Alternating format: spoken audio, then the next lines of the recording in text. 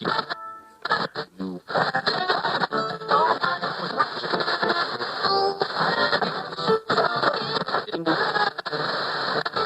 that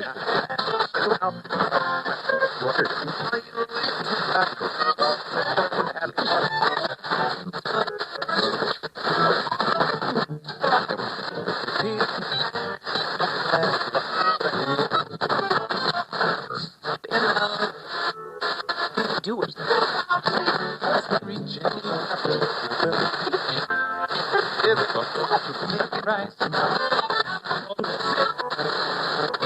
Burger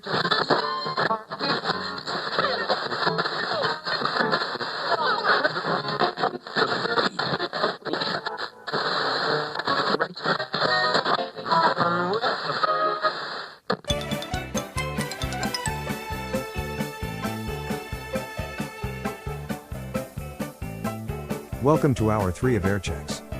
The third series ran on BBC Radio 4 from Tuesday 21st of September to October 26, 2004, with repeats on the following Thursdays. The series was also streamed in Real Player and Windows Media formats, including versions in a 5.1 surround mix, which were made available on Radio 4's website until the following Thursday. In another continuity nod, the term FIT is still used in place of episode. Episodes of the third series were subtitled FITs the 13th to 18th. Here's more of The Hitchhiker's Guide to the Galaxy, entitled Fit the 17th.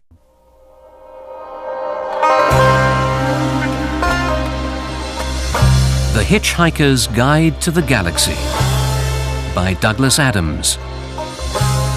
Tertiary Phase.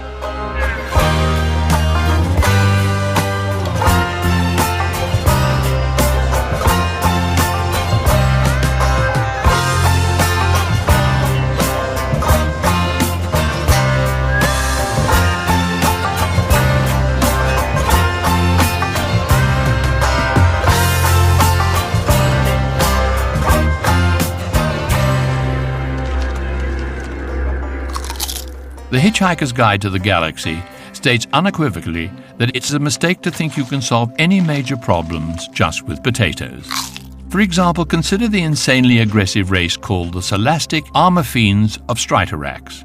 Luckily, they lived 20 billion years ago, when the galaxy was young and fresh, and every idea worth fighting for was a new one. And fighting was what the Scholastic Armor Fiends of Striterax did well, and as often as possible. The best way to pick a fight with a Scholastic Armor Fiend was just to be there. They didn't like it, they got resentful. You looking at me? No, I just opened my eyes, that's all. Right, you asked for it. The best way of dealing with a Scholastic Armor Fiend was to leave him alone. I'm bored. Because sooner or later, I hate myself when I'm bored. he would simply beat himself up. Shut up. No, I won't. Oh, yeah? Want to make me? Right! Oh. In time, as the birth rate was far exceeded by the murder rate, they realized that this was something they were going to have to sort out, and they passed a law decreeing that everyone had to spend at least 45 minutes a day punching a sack of potatoes in order to work off his or her or its surplus aggressions. Mary's Piper, you are my bitch. This worked well, until someone thought it would be much less time-consuming if they just shot the potatoes instead. You, sit there like a sack of potatoes. Eat this. Another achievement of the Scholastic Armor Fiends of Striterax is that they were the first race who ever managed to shock a computer. It was a gigantic space-borne computer called Hactar, which to this day is remembered as one of the most powerful ever built, like a natural brain. Every cellular particle of it carried the pattern of the whole within it, which enabled it to think more flexibly and imaginatively, and also, it seemed, to be shocked. The Scholastic Armor Fiends were engaged in a war with the strenuous Garfighters of Stug, and when the Strangulous Styletons of Jar-Jazzikstack joined in and forced them to fight on another front, they decided enough was enough and ordered Hactar to design them an ultimate weapon. What do you mean? Asked Hactar. By ultimate. To which the Scholastic Armor Fiends of Striterax said, Read a bloody dictionary! And plunged back into the fray. So Hactar designed an ultimate weapon. It was a very, very small bomb which was simply a junction box in hyperspace that would, when activated, connect the heart of every major sun with the heart of every other major sun at once, and thus turn the entire universe into one gigantic hyperspatial supernova. However, when the Silastic armor fiends tried to use it, they were extremely irritated to find that it didn't work, and said so. Oi, Hector! This bloody bomb's a dud!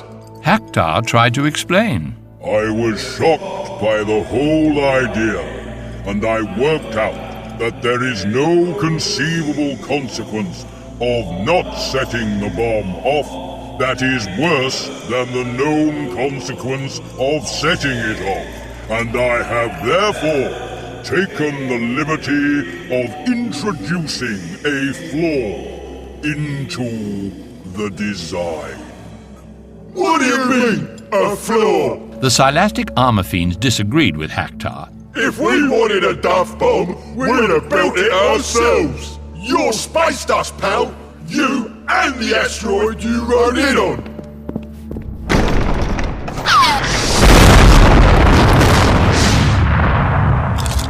Then, pausing only to smash the hell out of the strenuous Garfighters of Stug and the strangulous Styletons of Jarjazic Stack, they went on to find an entirely new way of blowing themselves up. You looking at me? You looking at me? Right! Which came as a profound relief to everyone else in the galaxy, particularly the Garfighters, the Styletons, and the Potatoes, who... Trillian? Trisha? Ford is looking for his crisps. Here. You've eaten half the packet. Well, if he's hungry, he can order some pasta downstairs, can't he? Slarty Bartfast won't let us. What? You can't use the canteen? It's not a canteen. It's a central computer. This is the Starship Bistromat. Snap a breadstick in the wrong place and you can find yourself reversing into a black hole. Have you experienced the information and illusions yet? I find holograms a bit intense. So I was catching up using the Hitchhiker's Guide. That thing. You know it's written by people like Ford Prefect. Uh-huh. Full of omissions. Always leaves out the bit about your life is in immediate danger. Look, about that party... Even if we get to the asteroid before the robot cricket team, how do we know they'll play ball? They've got the key which releases their planet. What do they care? Now, that Thor chap. Well, if you find Hammer's eternal... Didn't it occur to you to wonder how the key was lost in the first place? Or how 11 cricket robots could escape from the slow time envelope surrounding the planet they were built on? No. The informational illusion didn't cover that. Ah, the guide does. Really? They weren't on cricket when it was sealed off, but on their warship. And just after the slow time envelope was locked, they swooped down to steal the key. In the resulting battle, the key, the warship, and its robots were blasted into the space-time continuum. Well, now they're back, as lethal as ever, and they've collected all the pieces of the key, and certain thunder gods I could name didn't lift a hammer to stop them. But if these robots escaped the slow time envelope, they represent the technology that the cricket people possessed 10 billion years ago. Not to mention their paranoid xenophobia. Exactly! Cut off from the rest of the universe for millennia. Can you imagine what weapons of mass destruction the people of cricket have been developing since then, hoping for just this moment? Oh, crikey, good point. No wonder Slarty Bartfast has been in such a lather. We have to stop those robots. And Arthur, Yes? if you want better luck at parties, Yes? Trisha? there's one thing you need. What? Laundering. Come down to the flight deck, Earth people. Uh-huh. We have arrived at the asteroid, but the cricket robots have begun the ceremony. I will begin the landing cycle, but all we can do now is watch. Oh. And now, back to the music.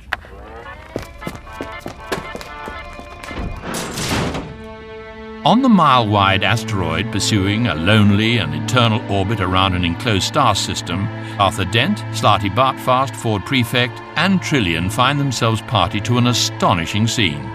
11 white robots stand around a white cricket warship, quietly parked amid the stark grey crags. At the risk of stating the zarking obvious, if we're too late to stop them, surely we should be getting out of here. The high ground is a good vantage point from which to watch this historic event. Shh! It's a good vantage point to be spotted by those homicidal robots and blown to pieces. They never seem to look this way. Of course not. I've extended the ship's somebody else's problem field to cover this ridge. All the problems of keeping the starship Bistromouth moored to the asteroid, our being able to breathe its meagre atmosphere, and indeed remaining undiscovered while standing in plain sight are, therefore, Somebody else's. Neat. However, that does not diminish what is happening here. Here come the last 5 robots carrying the constituent parts of the key. Assemble the key. Assemble the key. The steel pillar of strength and power. Lower leg of the android. The perspex pillar of science. Argabuton scepter of justice. The wooden pillar of nature. Recarbonized cricket stump. The gold bale. Heart of the improbability drive. The silver bale. Rory Award for the most gratuitous use of the word fuck in a serious screenplay. The lock reveals itself. Look up there, overhead.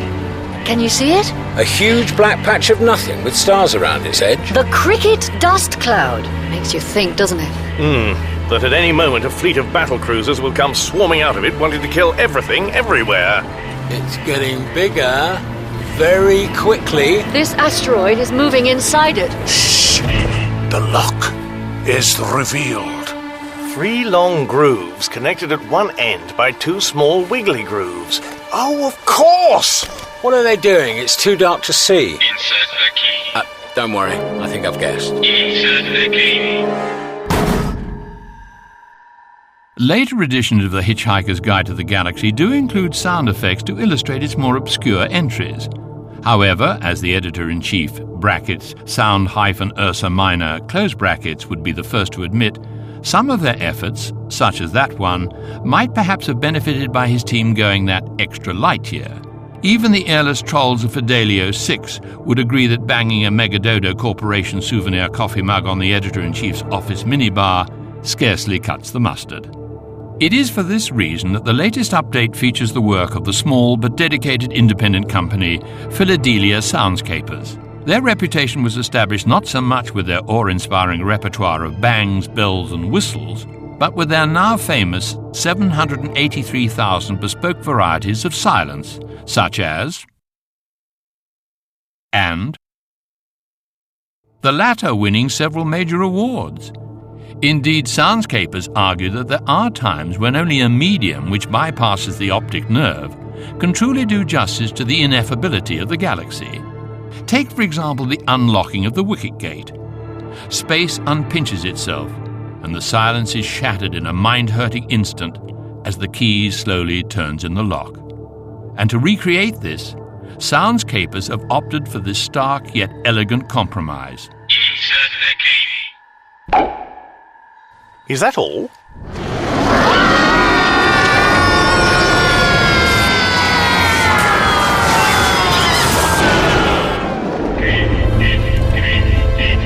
The slow-time envelope is uncoiled. The solar system of cricket revealed within the dust cloud. Ow! What is that light? It's the cricket sun. You just happen to be looking in the wrong direction. Yes, but what's that tiny black speck moving across its disk?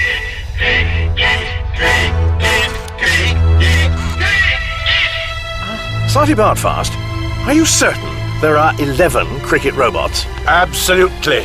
Then whose are the extra legs coming down the ramp? Carrying a kilo-zap blaster. Wearing a double-necked heart of gold leisure suit. Zayford? Stay cool. The situation is totally under control as of this moment in time. Intruder. Grab him. Ow! Oh, the sock hit my head. Nobody hit this. Ooh. Destroy the lock. Destroy the lock. End of innings. Return to ship.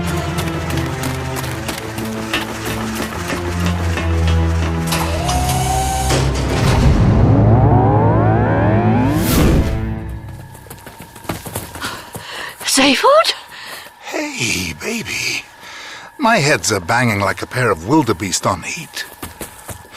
Are you all right? Food, baby. Weird. That's the second time they could have killed me, but didn't. Maybe they could sense I was a wonderful guy or something, and I can relate to that. He seems his usual self. Oh, it's you, Monkey Man. We must get you aboard the ship. A blow from a cricket war club is no laughing matter. Depends whose heads receive it. Important facts number 2, reproduced from the Sidereal Daily Mentioner's Book of Popular Galactic History. Since this galaxy began, vast civilizations have risen and fallen, risen and fallen, risen and fallen so often that it's quite tempting to think that life in the galaxy must be A, something akin to seasick, space sick, time sick, history sick, or some such, and B, mind-numbingly stupid. However, once again we have failed pathetically, quite pathetically. You're right, ZB. Hey, baby. You're beginning to repeat yourself. Yeah. I think there's something up with those Anodites, dude. Something fundamentally weird. They are programmed to kill everybody. That'd do it. Well, there you go. See, that's my point. It's because we don't care enough. I told you, they're obsessive and we're not. Yes, but unless we determine to take action, then we shall all be destroyed. We shall all die. Surely we care about that. Not enough to get killed over it. So that's goodbye galaxy then? No, our course is clear. We must go down to cricket. What? Hey, what? Beeblebrox, you surely must have some idea why they spared your life and brought you to the asteroid. It seems most unusual. I kind of think even they didn't know. They just knocked me out, lugged me into their ship, dumped me into a corner, and ignored me like they were embarrassed about me being there. If I said anything, they knocked me out again. We had some great conversations. Hey, hi there. Excuse me, guys, can I give you some money? Kept me amused for hours, you know? Here, Zaphod. Catch. You salvaged the golden bale from the wreckage of the lock. Hey, the heart of gold. Thought you'd want the infinite improbability drive working again. I don't know how to thank you, Monkey Man. Don't mention it. I won't. Gratitude is such an uncool reflex. I never developed it. I only picked it up because it was lying next to something of value to me. A handful of black dust. The remains of the wooden pillar.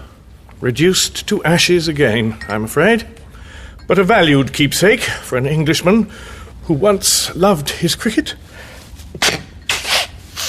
Hey, old man, I hear this ship can move a bit, so before all this risky stuff starts, how would you like to zip me back to mine? You will not help us? I'd love to stay and save the galaxy, but I have the mother and father of a pair of headaches, and I feel the patter of tiny headaches on the way. But next time it needs saving, I'm your guy. Bye. Unbelievable. Hey, Trillion baby. Yes? You want to come? Heart of gold, excitement, adventure, really wild things, and 49% of the bathroom. No. I'm going with them. Well, I know you like a drink as well. The Hitchhiker's Guide to the Galaxy has listed the Heart of Gold as the fastest ship ever to cross the awe-inspiringly vast interstellar distances involved in meaningful space travel.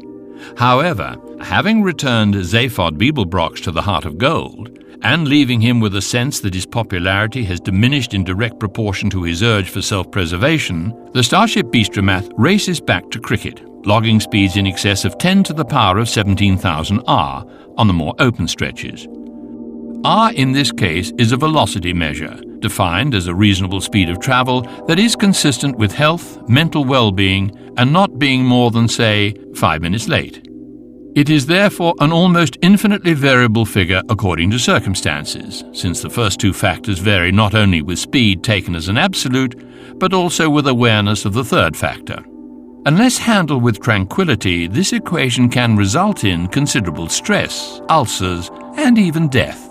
Thus, 10 to the power of 17,000 R is not a fixed velocity, but it is clearly far too fast, which means that Arthur Dent quickly finds himself once more upon the surface of the planet Cricket, with the important difference that this time he and his companions are not experiencing an informational illusion, but reality.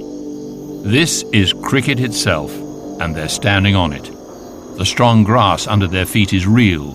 The heady fragrances from the trees too are real. The night is real night. This is Cricket.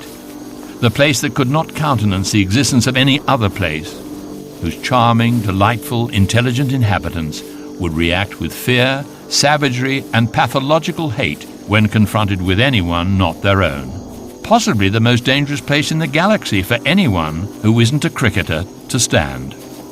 Hey, watch where you're pointing that zap gun. Sorry. You'll have my eye out. Nice of Zaphod to let us have them. And below cost price. Yeah. Mad, really. I mean, how can he afford to sell guns below cost? Oh, he sells a lot of them. Oh, right. Shame we couldn't take his Jujanta 200 superchromatic peril-sensitive sunglasses as well. Peril-sensitive? Yeah, they're designed to help people develop a relaxed attitude to danger. At the first hint of trouble, they turn totally black and prevent you from seeing anything that might alarm you. It's a bit late for that, I'm afraid. Remember the informational illusion? How black the night sky of cricket was? Well, look at it now. Hundreds of spaceships and big grey buildings just hanging out there. War zones and robot zones floating in nillograv fields. The planet Cricket has retained its pleasant green pastoral character, but the space around it reflects a sustained bout of aggressive military spending. Trillian? What are you doing? Thinking. Do you always breathe like that when you're thinking? I wasn't aware that I was breathing. That's what worried me. I think I know. They're coming! Nobody's singing songs this time. This time they've seen us! Trillian, your safety catch is on, by the way. Trillian? What's up there? Has it occurred to anyone? Hello? Excuse me? Are you aliens?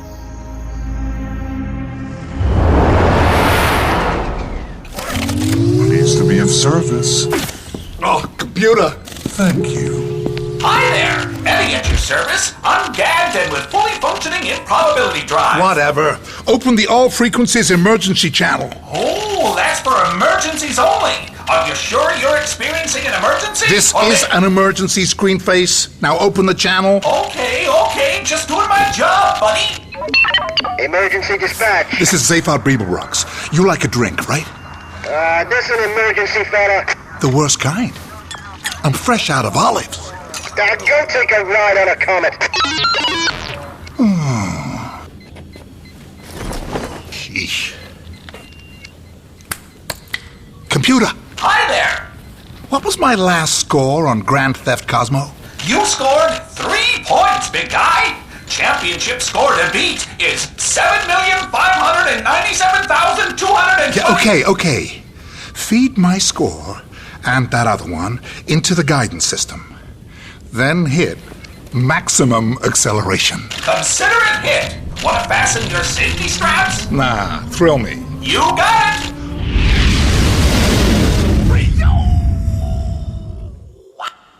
Tell us, alien brother, do you know anything about something called the, balance of nature? Yeah. Why? It's just something we heard about. Probably nothing important. Oh, well, I suppose we'd better kill you then. That is, unless there's anything you want to chat about? We're worried, you see, about this plan of universal destruction. Vis-a-vis the, balance of nature. Yeah. Only it seems to us that if the whole of the rest of the universe is destroyed, it will somehow upset the balance of things. We're quite keen on ecology, you see. And sport. Oh, Well, no, mostly sport. You see, some of us... some of us are quite keen to have sporting links with the rest of the galaxy. Yeah, and though I can see the argument about keeping sport out of politics, if we want to have sporting links with the rest of the galaxy, then it's probably a mistake to destroy it. Yeah. And indeed the rest of the universe, which is what seems to be the idea now. What? Interesting idea. Let's you and me talk about it. Really? Tell me. Well, we have to be alone, I think. Come on then. Excuse us, everybody. See ya. Trillian, don't be too long about it. Then can we kill them? Then can we kill them? Then can we kill them? Okay. Now you can tell me. Yeah, right. Well, we have this bomb, you see. It's just a little bomb. I know. You do? Yes. Honestly, it's a very, very little bomb. I know. But they say it can destroy everything that exists. And we have to do that, you see, I think. Will we be alone? I mean, we don't know. It seems to be our function, though. Whatever that means. Oh, hey. It's all right. You don't have to do it. You don't have to do it. Really? Oh, don't suck your thumb. Listen, I want you to do something for me. Oh, sorry. I just realized what I was going to say. I was actually going to say, take me to your leader. Me to your leader up there. Oh, yeah. Yeah, very good. How did you know the leaders are up there? Full of hidden shallows, that girl. Arthur, what are you peering at? I could well be losing my mind, but don't you think that tiny pinprick of a spaceship up there looks remarkably like the heart of gold? Beeblebrox's ship has just entered the atmosphere. The robot war zones, to be precise. What's he doing up there? Let's hope it's something quick. I don't like the way these people are smiling at us. With nerves of titanium-tipped titanium, Seyfarth Beeblebrox crosses the narrow steel gangway over a 20,000-foot drop, like the hell of a guy he is, reasoning that he might as well live up to his reputation as pee all over it. Caution. Enter security access code. Systems accessed. Look out, cricket robots. I've got a zap gun, a pair of hangovers, and 2 bad consciences. Battlecruiser Striker X, Culture Section. Please do not touch the exhibit. I'm guessing the heaviest battlecruiser is where the action is. Wow. That is one wrecked spacecraft. Welcome, friends, to Battlecruiser Striker X, our most lethal vessel. Yeah, right. And home of a historical artifact which inspired us, the people of cricket, to leap from our planet's early bonds to discover the horror beyond the great cloud. Yeah. This is the ship that started the whole business off, right? Wrong. Very wrong. Some Zeeb might think this was real starship wreckage if they'd never seen any before. This is like some half-finished self-build, cut away to give those bozos a blueprint to copy. But who would want to unleash them on the galaxy? What would be in it for them? Why are my heads asking each other rhetorical questions? Oh, were they rhetorical? Uh-oh. Time to get scarce in a hurry. Maintenance duct. Perfect. Battlecruiser Striker X, Culture Section. Well, sir, I think... Well, what? Well, sir, I think that maybe now is the right time that we should perhaps consider phasing them out of the war effort now that we have the supernova bomb. What are you talking about? Well, in the very short time since we were released from the envelope... Get to the point, soldier. The robots, sir, the robots aren't enjoying it, sir. Enjoying what? The war, sir. They're not enjoying the war. It seems to be getting them down. Getting them down? Yeah, there's a certain world weariness about them, or perhaps I should say universe weariness about them, sir. If there's anything worse than a commander who gossips, it's 2 commanders who gossip. They lack spunk. Like what? Oomph, sir. Oomph. Oomph? Oomph, yeah, oomph. They lack spunk, they lack oomph, they lack... What in the name of cricket are you talking about? Well, in the very few skirmishes they've had recently, it seems that they go in a battle, they raise their weapons to fire, and suddenly think... Why bother? I see. And they... Holy Belgium, how much longer? And then, what do they do? Quadratic equations, mainly, sir. Fiendishly difficult ones, by all accounts, sir, but, Who ever heard of a robot sulking? Yes, sir, what? Thank you for visiting. Thank Sark for that. Oh, hey. What? Darkness won't engulf my head. Marvin? I can see by infrared how I hate the night. What does Marvin's reappearance forebode in these and subsequent troubled times?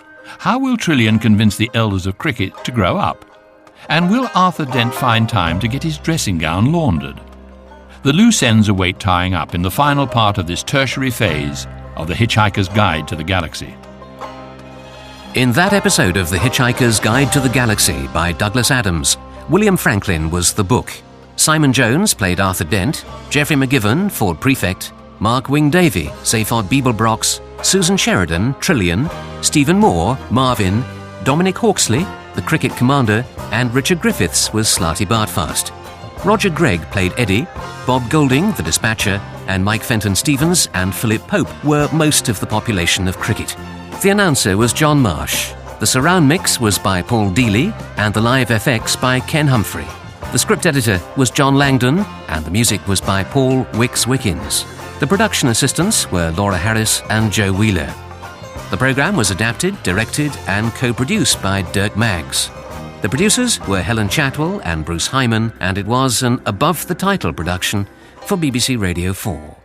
This week's programme was brought to you by the letters F, Gamma, and the hexadecimal number 3 cosine D bracket to the power of 8. 9. No, 8. Actually, can I get back to you? Meanwhile, here's some music.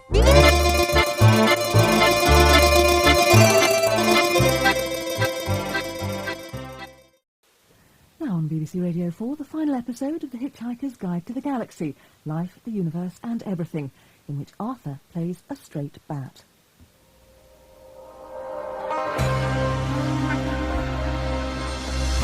The Hitchhiker's Guide to the Galaxy by Douglas Adams.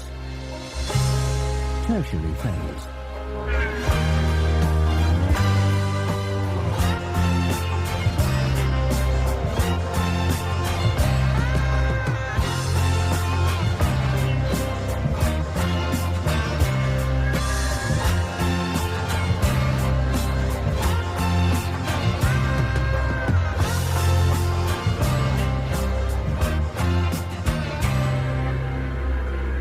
Coincidence is a subject upon which The Hitchhiker's Guide to the Galaxy is dismissive.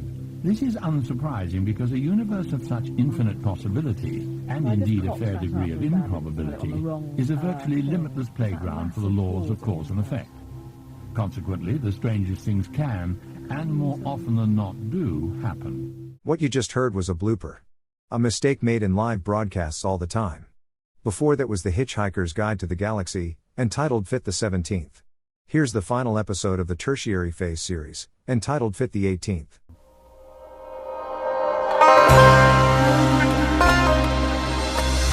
The Hitchhiker's Guide to the Galaxy by Douglas Adams. Tertiary Phase.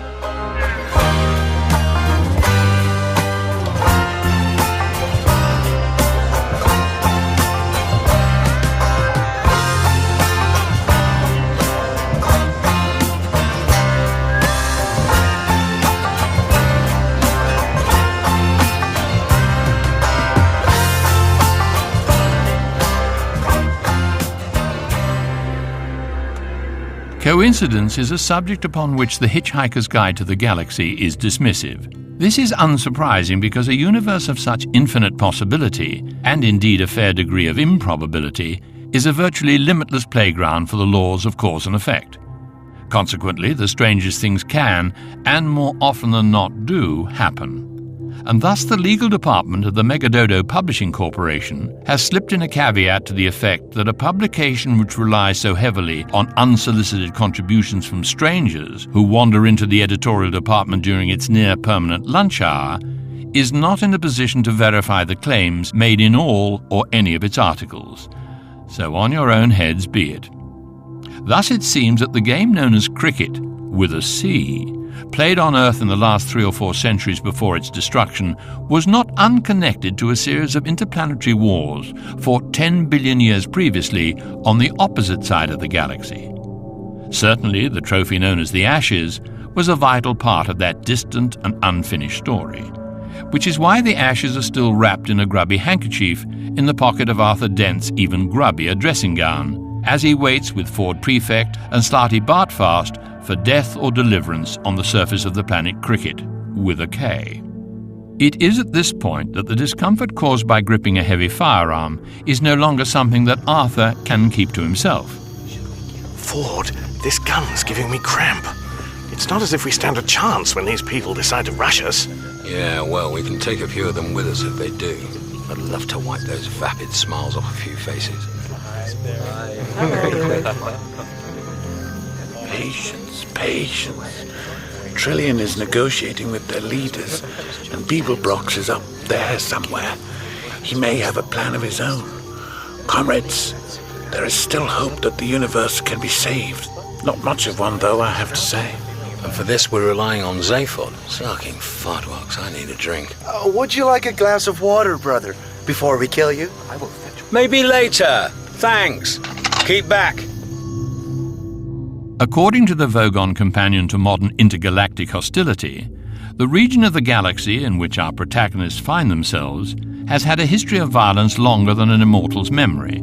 Children still shiver open-mouthed at tales of Haktar, the vast space-borne computer who designed a bomb capable of destroying the universe in one huge supernova, and of the hostile people of Cricket, but enough of them has been discussed in earlier editions. That was then, this is now. Zaphod Beeblebrox has discovered the Cricket with a K, Commanders with a C, possess the supernova bomb of legend, and are intending, reluctantly but firmly, to use it. He has also discovered that the Cricket War robots have begun to suffer bouts of unexplained depression, and this, as he will undoubtedly also discover, is no coincidence. Now I lay me down to sleep, try to count electric sheep. Marvin? Sweet dream wishes you can keep. How I hate. Marvin! You moody metal mutant! It's me! I might have known. Just don't globber at me. The Hitchhiker's Guide describes globbering as the noise made by a live, swamp-dwelling mattress that is deeply moved by a story of personal tragedy. The word can also, according to the ultra-complete Maxi-Megalon Dictionary of Every Language Ever, mean the noise made by the Lord High Sandbalag of Hollop on discovering that he's forgotten his wife's birthday for the 2nd year running.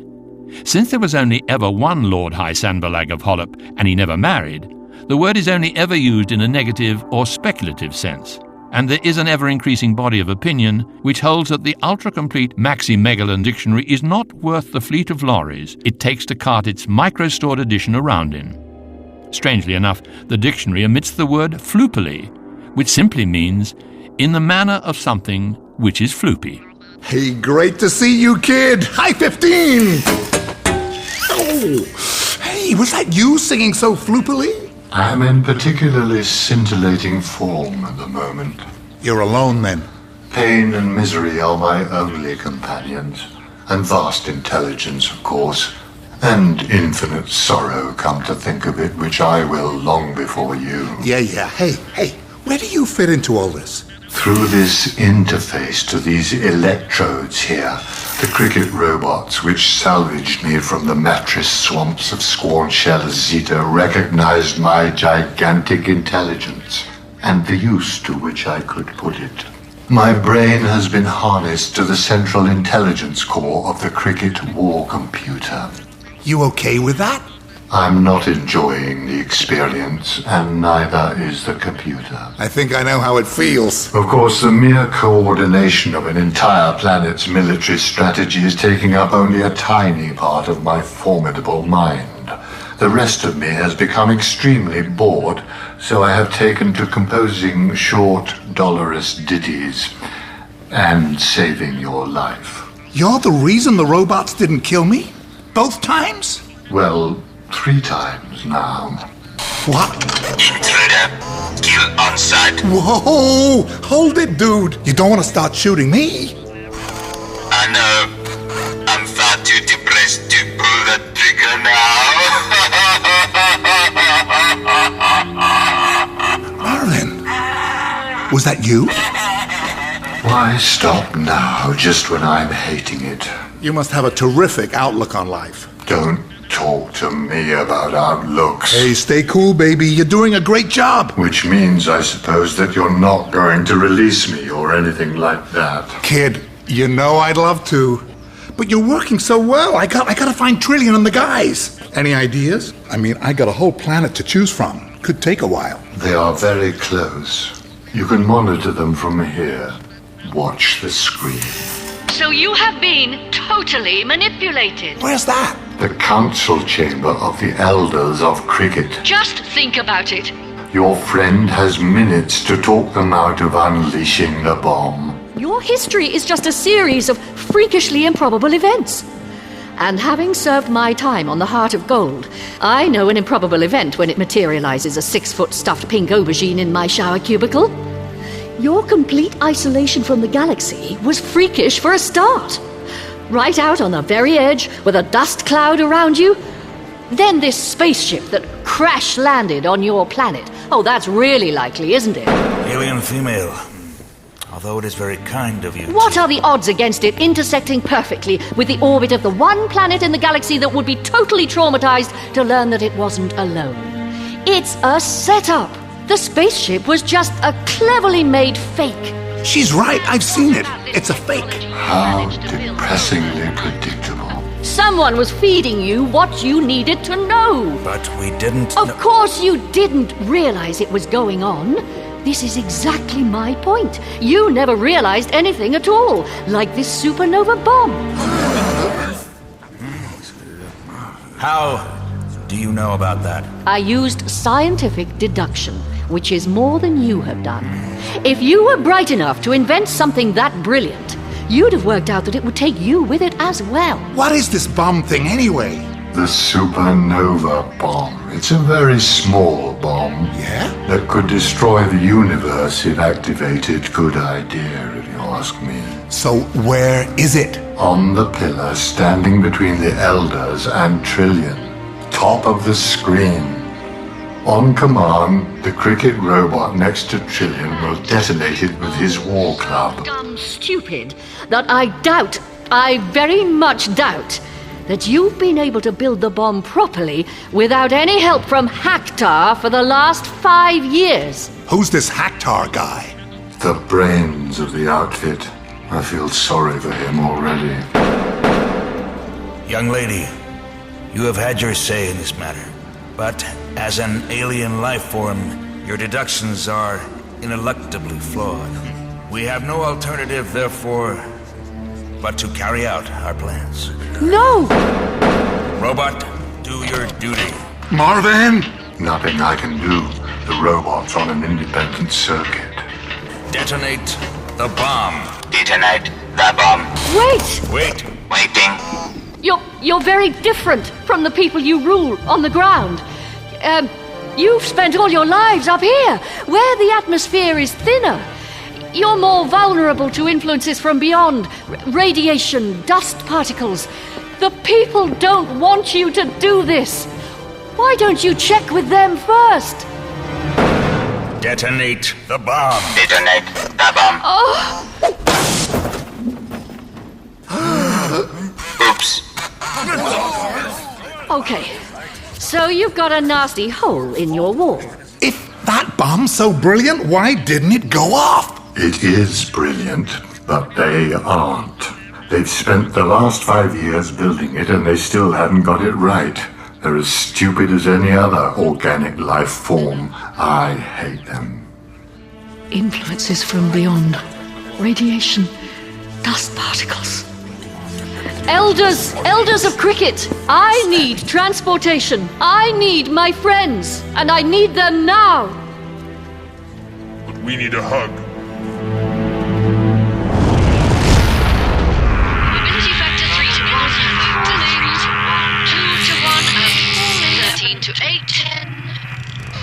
Probability 1 to 1. We have normality. Deal with it. I do miss the aroma of fresh pesto in a starship.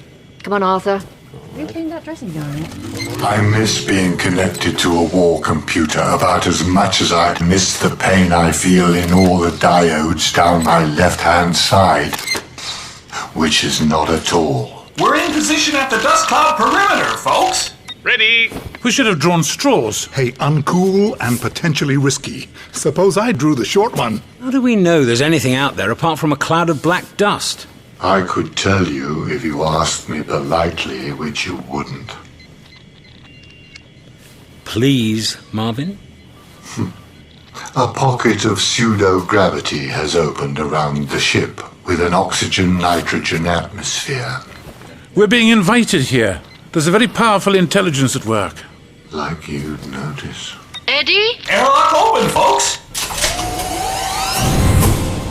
The last time I walked out of an airlock in deep space, the Vogons were pushing me. I can't believe I volunteered to do it again. Look, Tricia, if anything happens to us... Listen. I can't hear anything. So, the pressure here is equal to the cabin pressure in the Heart of Gold. And that suggests you're right about this? I hope so.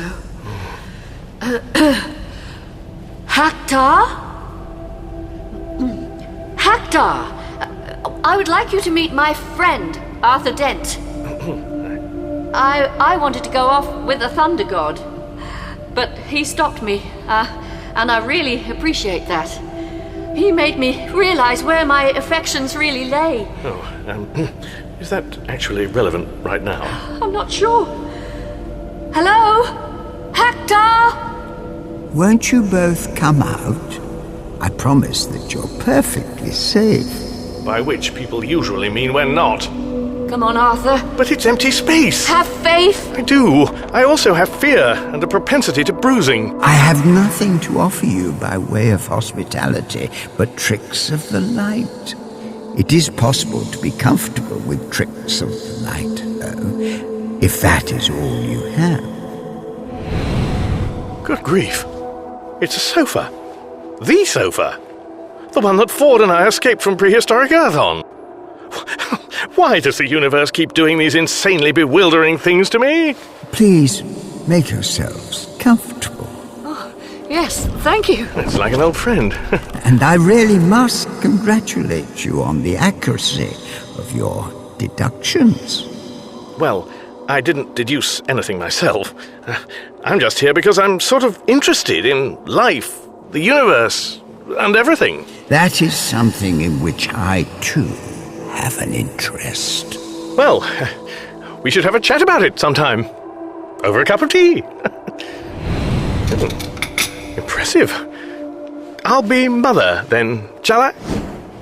Oh. I'm afraid the tea table is just a trick of the light. Hector, if the universe interests you so much, why do you feel you have to destroy it? Oh dear, perhaps a psychiatrist's couch would have served us better. Oh, I think I preferred the sofa. Thank you. Can you construct real things too? I mean, solid objects? You are thinking of the spaceship. Yes, I can. But it takes enormous effort and time. All I can do in my particle state, you see, is encourage and suggest. Tiny pieces of space debris, a few molecules here, a few hydrogen atoms there. I encourage them together. I can tease them into shape, but it takes many eons. So, did you make the wrecked spacecraft that crashed on Cricket? It seemed the best thing to do. Best? I repented, you see, for sabotaging my own design for the Silastic armor fiends. It was not my place to make such decisions. I was created to fulfill a function, and I failed in it. I negated my own existence. Go on. I deliberately nurtured the planet of cricket till they would arrive at the same state of mind as the people who built me and require of me the design of the bomb I failed to make the first time. I wrapped myself around the planet and coddled it. Under the influence of events I was able to generate, they learned to hate like maniacs. Mind you, I had to make them live in the sky. On the ground, my influences were too weak. You've caused the deaths of millions. When they were locked away from me in the envelope of slow time, their responses became very confused, and they were unable to manage. Which is why their bomb was a dud. I was only trying to fulfill my function. Nothing else? Well, there was also the little matter of revenge. Of course, I was pulverized, then left in a crippled and semi-impotent state for billions of years. And there's nothing quite like wiping out the universe to get your point across. You know what we have to do? Yes, you're going to disperse me. This is your function, to destroy my consciousness. Well, be my guest. After all these eons, all I crave is oblivion. If I haven't already fulfilled my function, then it's too late. Data ends. Thank you. Arthur? And good night. The atmosphere pocket is dissipating. And the sofa's disappearing. Jump!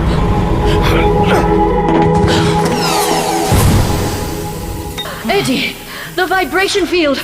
Quickly! No problem. That should take care of the dust cloud.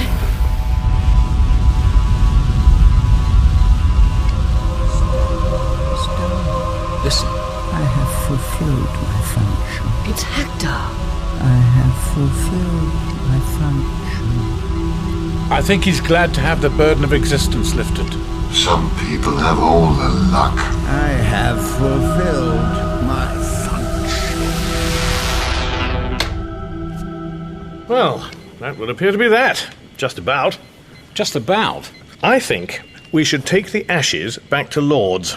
I feel that very strongly. Some charred bits of cricket stump. Why? It's a matter of national pride. I'm not sure you'd understand. Are you proposing the injudicious use of time travel? Homesick, monkey man. If we give them back moments after they were stolen, no one will be any the wiser. Why bother? The Earth gets blown up a day later, no matter what you do. It just seems important to do it. We'd only have to travel back a day or so in time. This is precisely the sort of gratuitous and irresponsible mucking about that the Campaign for Real Time is trying to put a stop to. Ah, but you try and explain that to the MCC. I won't be a party to it. Kindly return me to the Starship Bistromouth at once. Okay, old man. Keep your beard on. We'll drop you off. You and the guy I picked up on the way over. What guy? Says his name is Prack. He's on the run from the Argabuthon Witness Protection Program. Prack? The Prack? He keeps talking non-stop. Doesn't make much sense. Trillian, are you all right? It was in the Sidereal Daily Mention, a big story. He wouldn't give evidence at some trial, so they administered a new truth drug just when the cricket robots broke in and stole the Argabuthon Sceptre of Justice. The Perspex Pillar of Science? In the chaos, the bailiff accidentally gave Prack 10 times the maximum dose. Once the trial resumed, they made the worst request imaginable of someone in Prack's condition. They asked him to tell the truth, the whole truth, and nothing but the truth. And he told it. For all they know, he's still telling it. Strange, terrible things. Things that would drive you mad. Yeah, if a little knowledge is a dangerous thing, omniscience must be lethal. But if he knows all truth, then presumably he'd know what the ultimate question to the ultimate answer is. It's always bothered me that we never found out. Yeah? Well, it's your call. No! Let's ask him.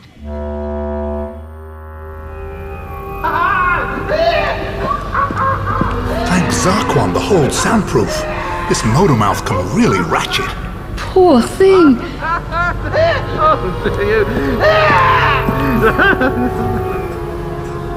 Door open. My pleasure to allow you admittance to the hold.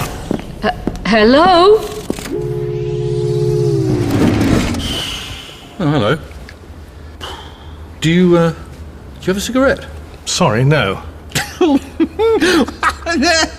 Hi, pal. What's going on? Nothing. We thought you'd be still telling the truth. Whole and nothing but. Oh, that? I was, but then I finished. Yeah, really? But not nearly as much of it as people imagine. Some of it is pretty funny, though.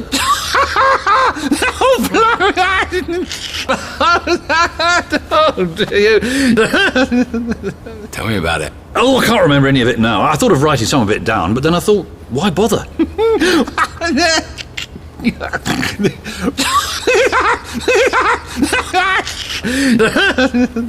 Hey, buddy. You okay? I'm not sure I haven't done myself an injury. You remember none of it? No. Oh, except most of the good bits were about frogs. I remember that. Oh, dear. Frogs were... You wouldn't believe some of the things about frogs. Come on, let's go and find ourselves a frog. Boy, will I ever see them in a new light. Nothing more profound? No, let's go and find a frog I can laugh at. Oh, a tadpole would... No, I can't. Sorry, who are you?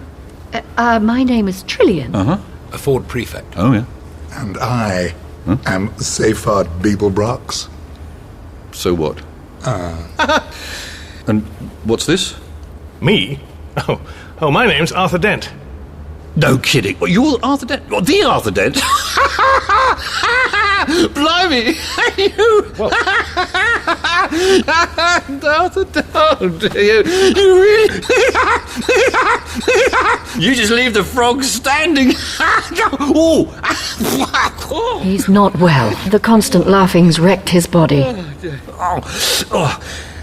You wanted to ask me something. How do you know that? Because it's true.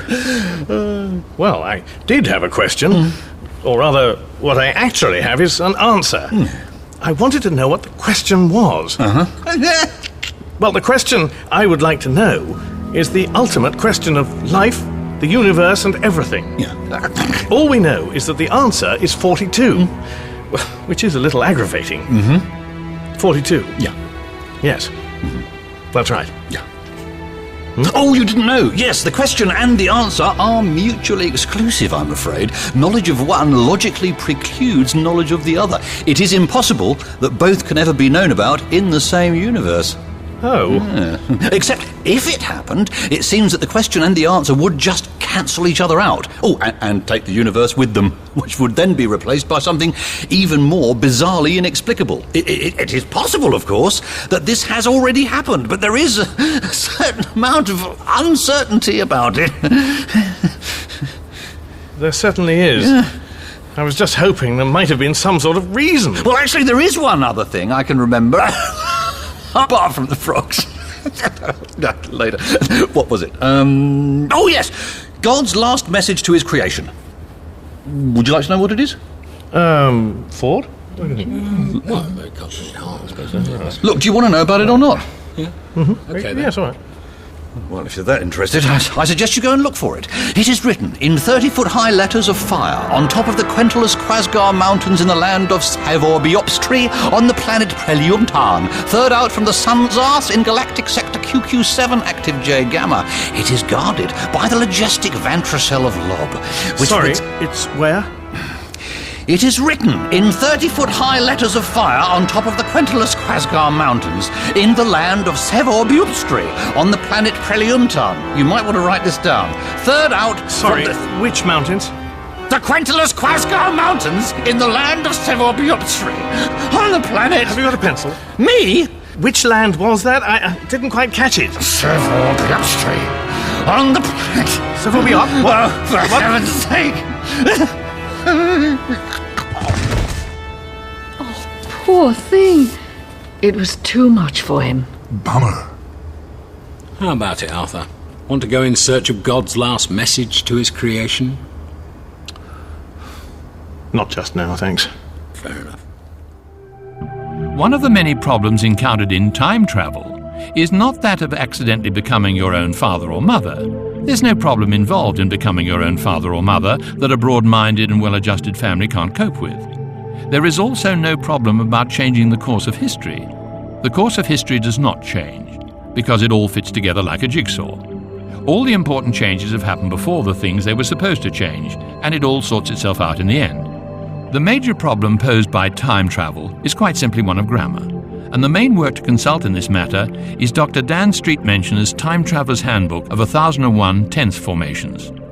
It tells, for instance, how to describe something that was about to happen to you in the past before you time jump forward a couple of days in order to avoid it. The event will be described differently according to whether you're talking about it from the standpoint of your own natural time, from a time in the further future, or a time in the further past, which is further complicated by the possibility of conducting conversations whilst you're actually travelling from one time to another with the intention of becoming your own father or mother. Street Mentioner's Handbook is as exhaustive as it is exhausting.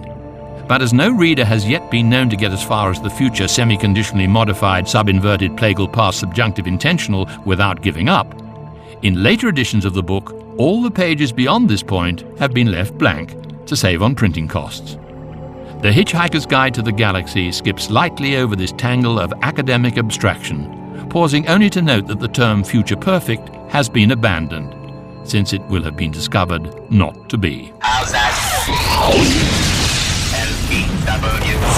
No legs, please.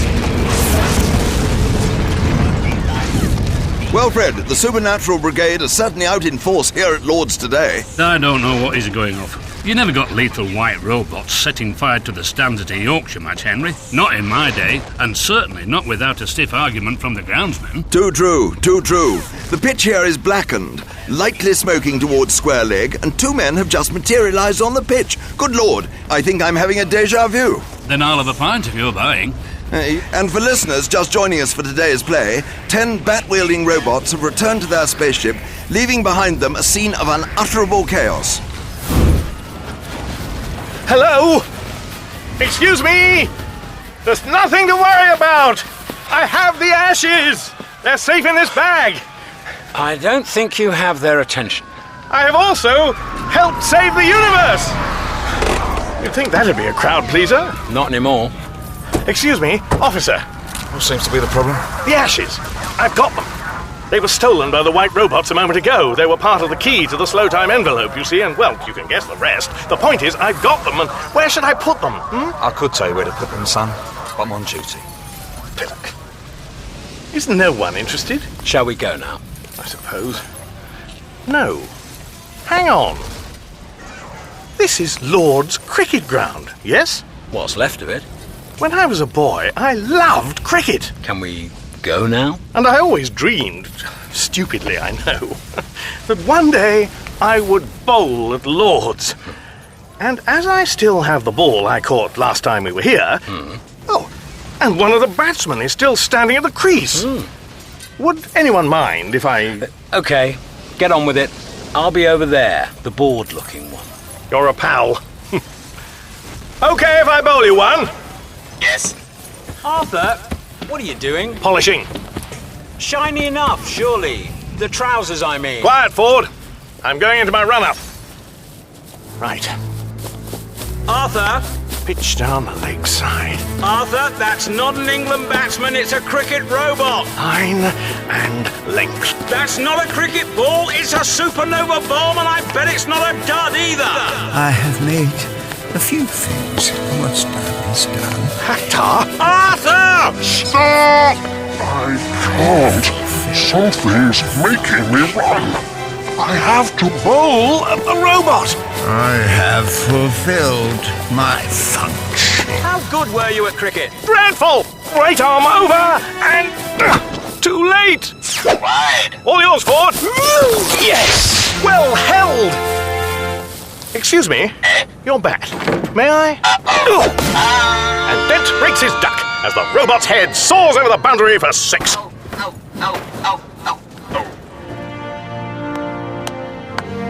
Nice stroke. Not bad, off the back foot. Right.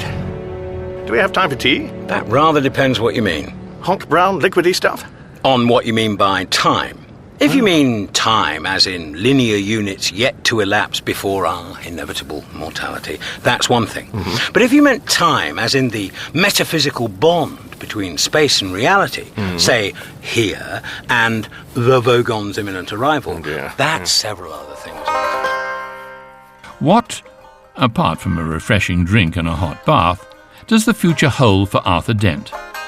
Will his budding relationship with Trillian bear fruit? Can he ever return to the life he left behind on Earth? And who will attempt to assassinate him when he visits Stavromula Beta? All these questions must be answered in the free upgrade, which forms the next series of The Hitchhiker's Guide to the Galaxy. Suppose it also depends what we mean by tea. Precisely. You know what caterers are? There's an interesting entry under tannin in The Hitchhiker's Guide to the Galaxy. In the last part of this series of The Hitchhiker's Guide to the Galaxy by Douglas Adams, William Franklin was the book. Simon Jones played Arthur Dent, Geoffrey McGivern, Ford Prefect, Mark Wing Davies, Zaphod Beeblebrox, Susan Sheridan, Trillian, Stephen Moore, Marvin, Dominic Hawksley, the Elder of Cricket, and Richard Griffiths was Slarty Bartfast. Roger Gregg played Eddie, Bob Golding, the Cricket Civilian, Toby Longworth, Wowbagger, and Henry Blofeld and Fred Truman were themselves. Chris Langham played Prack, and Leslie Phillips was Hector. The announcer was John Marsh. The surround mix was by Paul Dealey, and the live FX by Ken Humphrey. The script editor was John Langdon, and the music was by Paul Wicks-Wickens. The production assistants were Laura Harris and Joe Wheeler. The programme was adapted, directed, and co-produced by Dirk Maggs. The producers were Helen Chatwell and Bruce Hyman, and it was an above-the-title production for BBC Radio 4. Wait a minute. What now? Suffering Zarquan, and what planet are you from? Shut up, mortal. I'll get to you later. Arthur Dent. Arthur Philip Dent. Yes? You are a... Yes? You're a... I've done you before, haven't I? Yes. Oh, well, that's my afternoon knackered. The preceding programme contains violent scenes of a graphic nature which may cause offence. Time travellers of a nervous disposition may like to consider listening to something else for the past half hour. That was the final episode of the Tertiary Phase series, entitled Fit the 18th of the Hitchhiker's Guide to the Galaxy. We will continue on to the next episode tomorrow from the Quandary Phase on Airchecks. Airchecks is a 3-hour podcast that is cut up into 1-hour segments and uploaded every Saturday and Sunday. See you on the same time and same channel.